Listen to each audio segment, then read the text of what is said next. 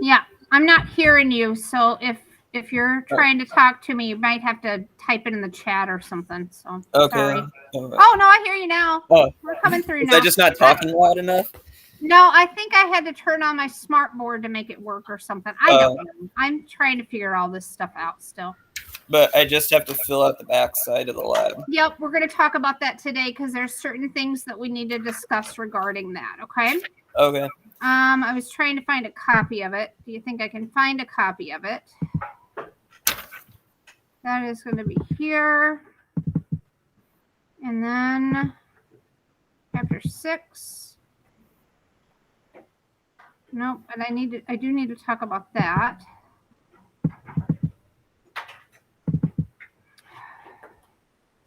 Periodic Trends Lab. Here we go. Okay.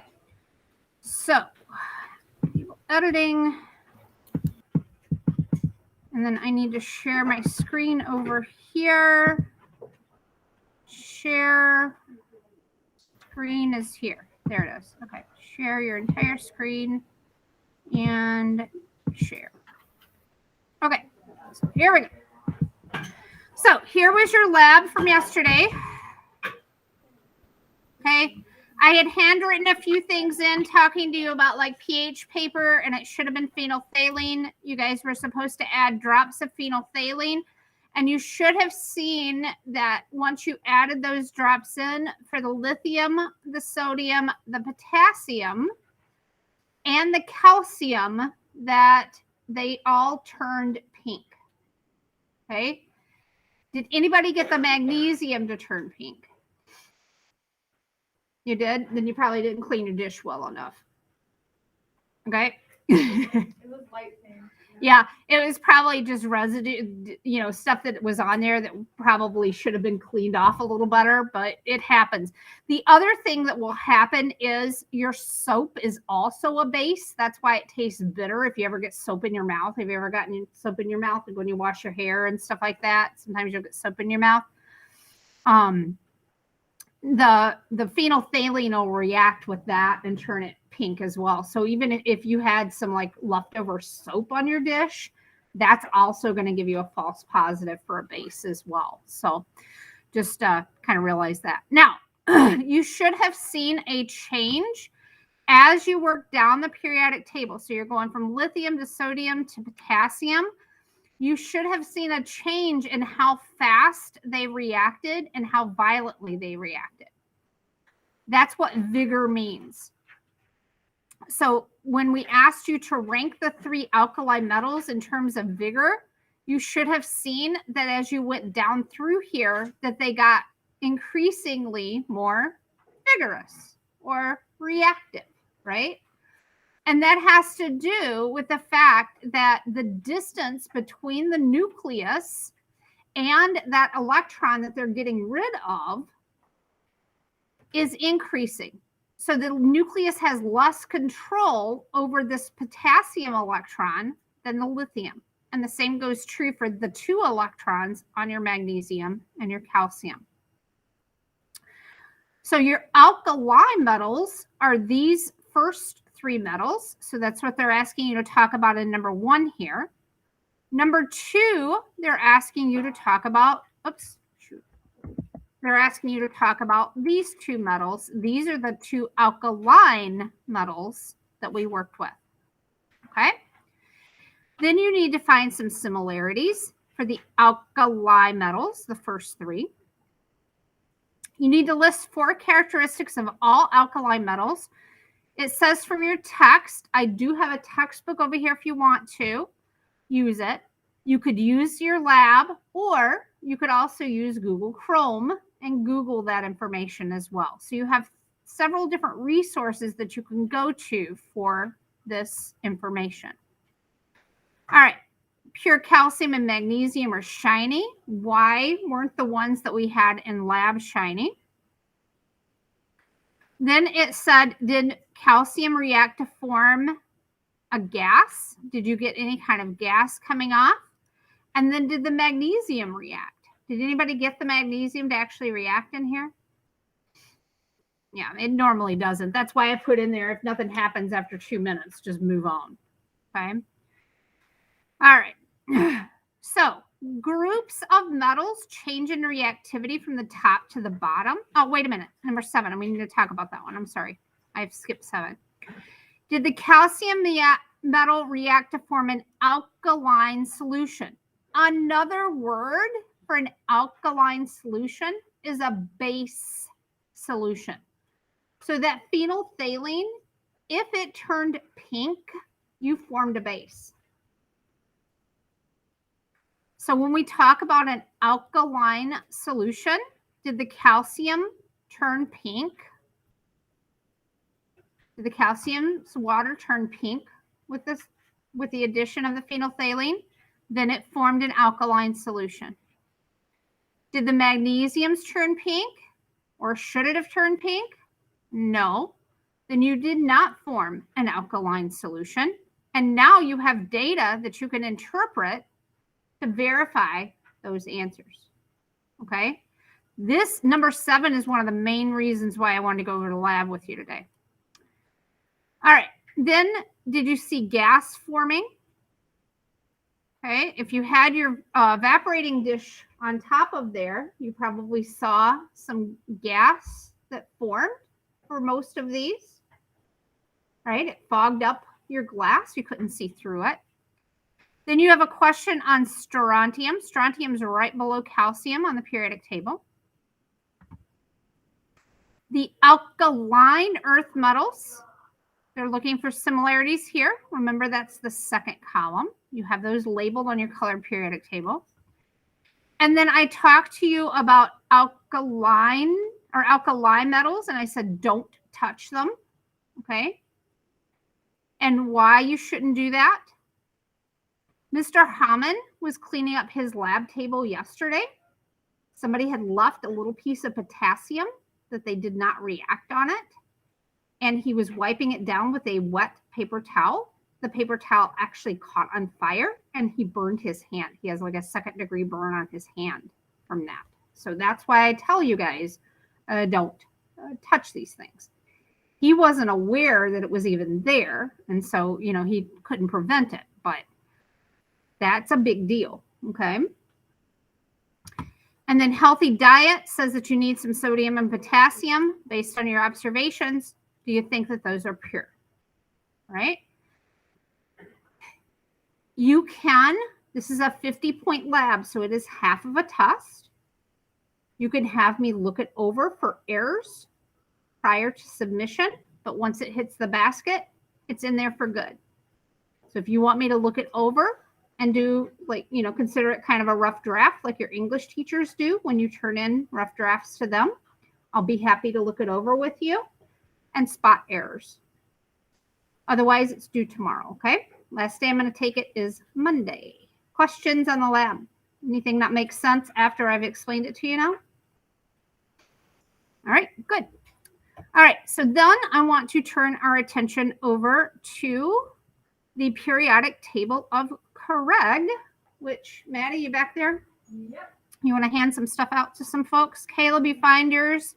It's 2 different, that's the explanation packet, and then there's another packet that goes along with it that has a periodic table on it.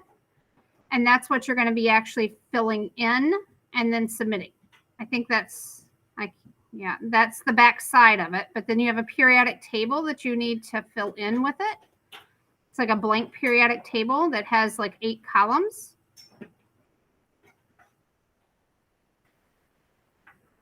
Yep, that's it. You found it. Okay, so I'm going to switch over my screen now and pull that document up while Maddie's passing those out. Open.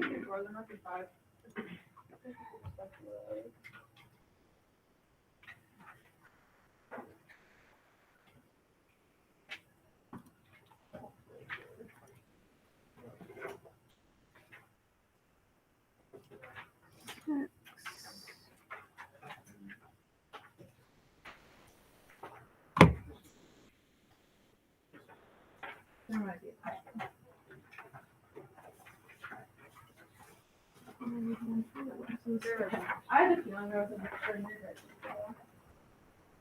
Here it is. Here we go. Okay. I don't know why my diagrams aren't showing up on here. There is one error on here.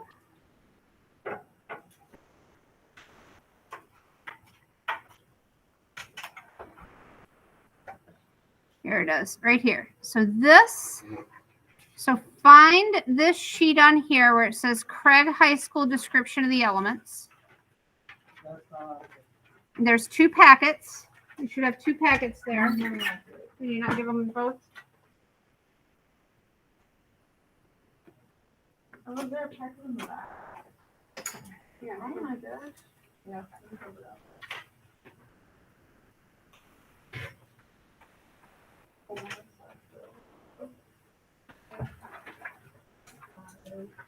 I got 2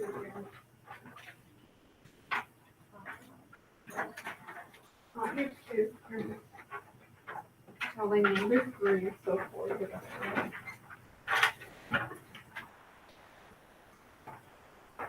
All right. So turn to the second page of this packet that she just handed out and find this part of that document. Okay, you're going to go about halfway down, and do you see where it says Hesterium? It has an HT there that has to be an HS. And I have it on the board over there too, but this needs to get changed here. So it's right beside Mr. Gavin. And that needs to get changed to HS instead of HT.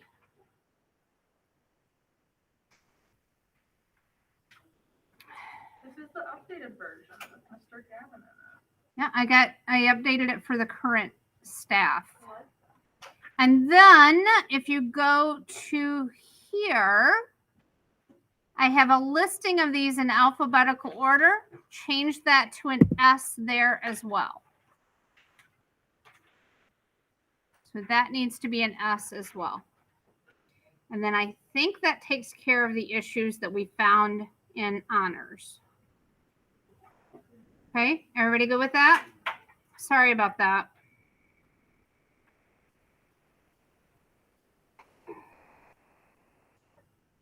Hopefully everything's cleared up now. Okay, so explaining what this is. You have a blank periodic table that actually shows up on your sheet. For some reason, it's not showing up on this image here. Okay. This,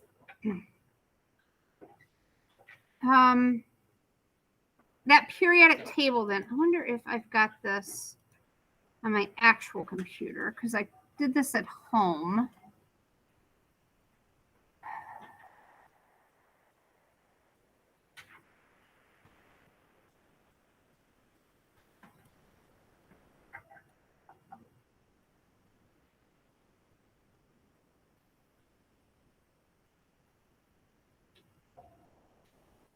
There's chemistry on here. I don't have chemistry.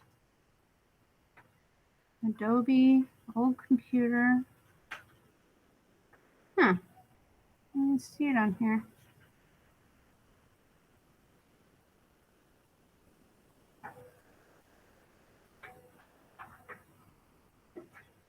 No.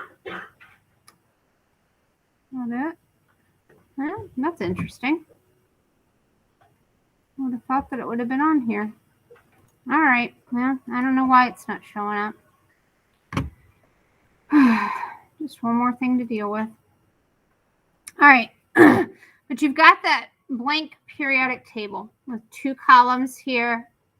Then you've got kind of a void a little bit. And then you've got your next 8 columns. So it's set up with just those main sections of your S and your P block elements. Okay. You're going to have some questions down here to answer, but you can't answer these questions until you get this periodic table figured out. And your elements are not the elements on my periodic table. They're the periodic table of Craig. And you're going to use these clues down here to figure out what goes where.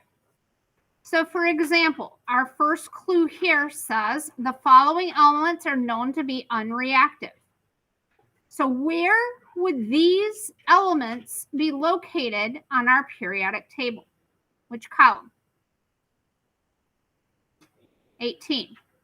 Column 18, or 8 on yours, so it's going to be the last column. Those are unreactive. The element Weisskian has 2 valence electrons. So which one is that going to be in that column?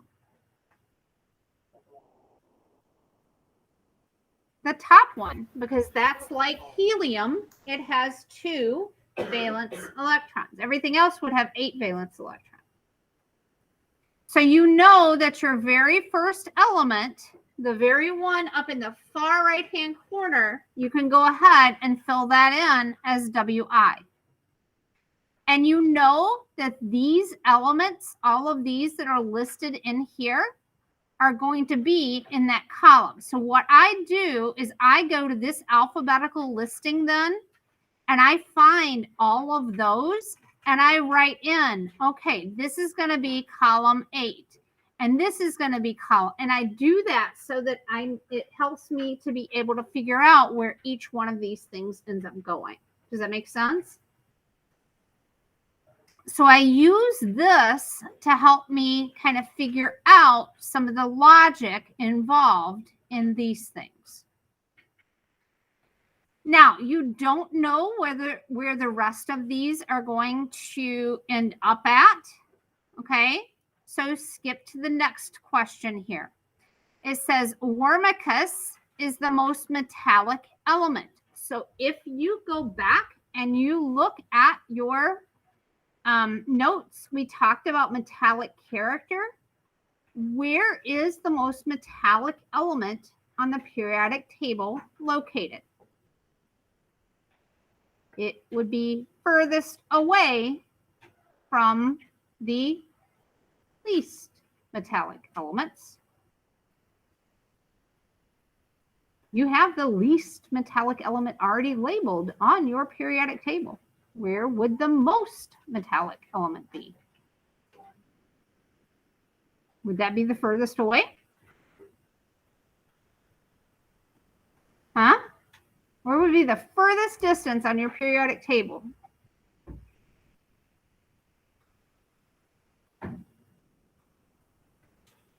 Is hydrogen a metal? No, so it would not be 1. Okay? So if that is the least metallic, where would the most metallic be? If it's the furthest away, where's the furthest section you can get away from that? Yes, way down here. So you can fill in WM for the one that's the bottom left.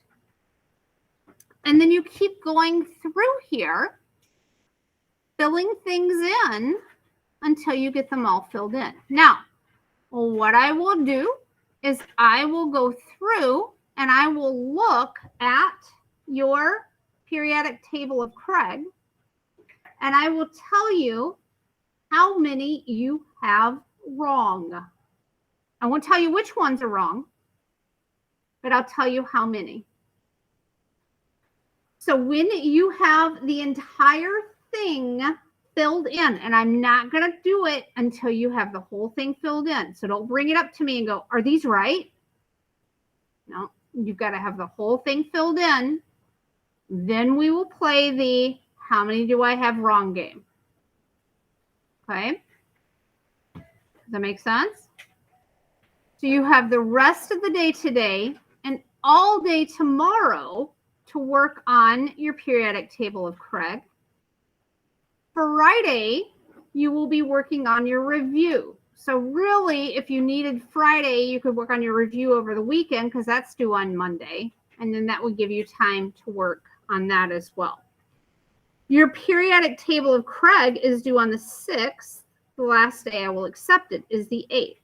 But I'll be more than happy to play the is this right game? Is this wrong game? After you have the whole thing filled in. You may work with one other person. Not a group of 3, not a group of 5, not a group of 2. No, you can work with a group of 2. You can work with a group of 1, but you're not working with a group of 3 or 5 or 6 or a whole bunch of you. You got it? So group of 1 or group of 2.